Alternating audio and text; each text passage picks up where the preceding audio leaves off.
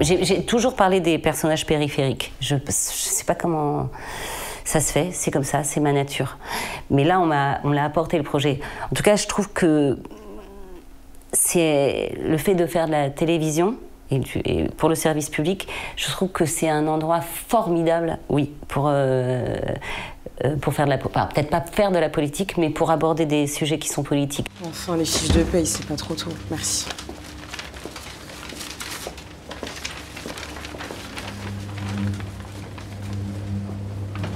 Il n'y a pas nos heures sup.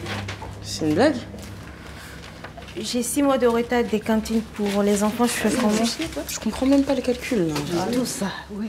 J'aime beaucoup que le sujet prime, même 6 mois après, c'est à ma tambouille de faire que ce soit intéressant, émouvant, drôle, captivant, etc. Mais, et là, pour finir, s'il y a un acte purement politique, mais moi je le revendique, c'est qu'il y a 80% de femmes noires dans Frotter Frotter. Voilà. Et que c'est des femmes qui sont invisibilisées, pas représentées, des actrices en or, que ce soit Eya Aïdara, Bintouba, Jiska Kavanda, Bruce Dambolo qui joue le mari, c'est des acteurs et actrices professionnels et c'est tout. Il y a de la place pour eux dans cette série. C'est hyper important à mes yeux. Est-ce que le fait de lui donner presque un aspect de chronique était déjà un peu un défi? Comment vous avez géré ça un peu? Alors, c'est une très bonne question. Nous, enfin moi, mais dans le métier en général, on nous emmerde énormément avec cette histoire de chronique. C'est banni, quoi. Mais comme là, quand moi j'ai été sollicitée, le projet était déjà porté par France 2. J'ai pas eu à me mêler de ça, moi. Je devais pas faire la guerre à la chronique, c'était déjà acté que c'en était une, mais je trouve les scénaristes avaient déjà fait un travail préalable qui faisait qu'on s'ennuyait pas, et que même si effectivement on connaissait la fin, et qu'il n'y avait pas de meurtre, et qu'on cherchait pas qui était le coupable, enfin on le savait aussi, le pari c'était qu'on s'attache suffisamment au personnage, à chacune des 3 héroïnes et au groupe, qui est comme le 4e personnage principal du film, pour que, pour que ce soit pas lassant. Ladies and gentlemen, guten Tag, bonjour. English, French, Dutch, come on, little coins for the coins, please. A little money for the strike. Please, hello, good morning, madam. Little money, coins, please, for the strike. The cause, support the cause. Allez, regardez-vous, poussez-vous. Non, attends. C'est quoi ça? Vous allez où? C'est les remplaçantes. Attends, c'est des remplaçantes? Vous avez pas le droit. C'est quoi? Non, c'est pas bloqué. Vous exagérez.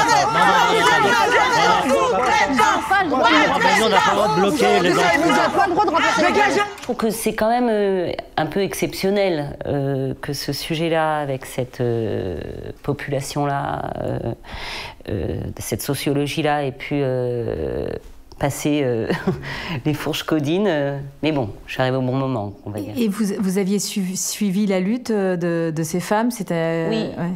Oui. J'avais suivi celle-ci. Il y avait une autre lutte qui m'avait beaucoup marquée, peut-être parce que c'était plus dans des quartiers que je traverse. C'était aussi les coiffeuses du faubourg, du boulevard de Strasbourg à Paris, qui s'étaient aussi rebellées contre leurs conditions de travail. Et puis c'est des sujets auxquels je suis assez sensible. Vous êtes du quartier? Oui. Je me demandais, vous avez une ordonnance d'expulsion? Parce que je vous ai entendu menacer monsieur d'appeler la police, alors je me demandais, comme je suis voisine... Alors c'est en cours, les avocats bossent dessus, là. Ça arrive. Bah vous l'obtiendrez pas. Parce que ces femmes-là, elles n'empêchent le travail de personne. Je dis ça parce que je suis avocate.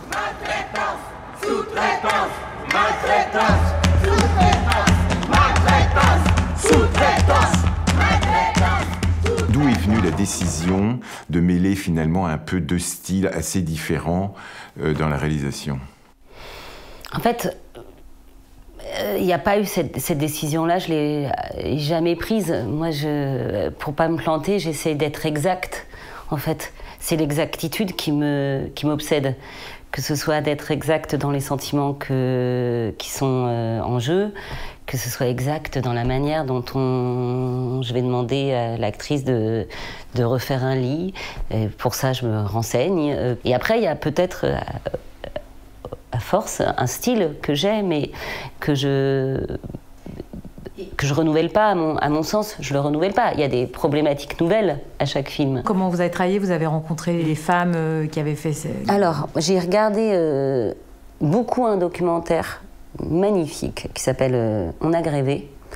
Et je l'ai vraiment beaucoup regardé. Je l'ai surtout demandé à tous les gens qui sont intervenus sur le projet de le regarder, parce que c'est un film qui raconte non pas la grève dont on s'est inspiré, enfin dont les scénaristes se sont inspirés, une autre grève qui avait eu lieu avant.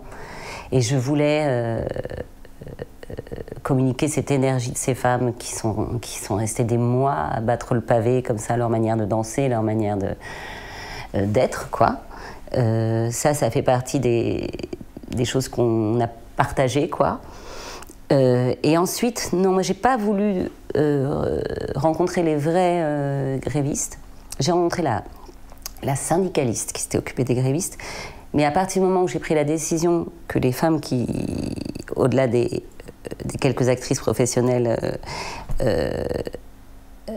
qui tiennent les rôles principaux, j'ai décidé que ce seraient des femmes locales, c'est-à-dire lilloises, ou en tout cas de la région lilloise, et qu'elles seraient des amatrices, et qu'elles seraient noires, évidemment, puisque dans la réalité, ces femmes de chambre étaient toutes noires parce qu'elles se cooptent entre elles.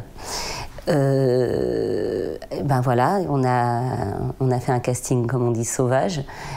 Alors, pas tout à fait sauvage d'ailleurs, parce que c'était dans un bureau d'une association. Donc c'est quand même c'est sur le volontariat de ces femmes qui ont entendu parler de ce projet, qui se sont présentées à un casting. Et là, j'ai passé beaucoup de temps, en revanche. Parce que ça, c'est mon métier, de me dire, tiens, telle personnalité, tel caractère est complémentaire avec un autre. Et puis de voir, c'était leur baptême, quoi. Donc une séance d'essai, une autre séance d'essai, apprendre à se connaître. Et elles, certaines d'entre elles sont femmes de ménage. Ou en tout cas ont des boulots assez pénibles. Donc elles se sont appropriées, elles, cette histoire. C'était très proche d'elles, en gros.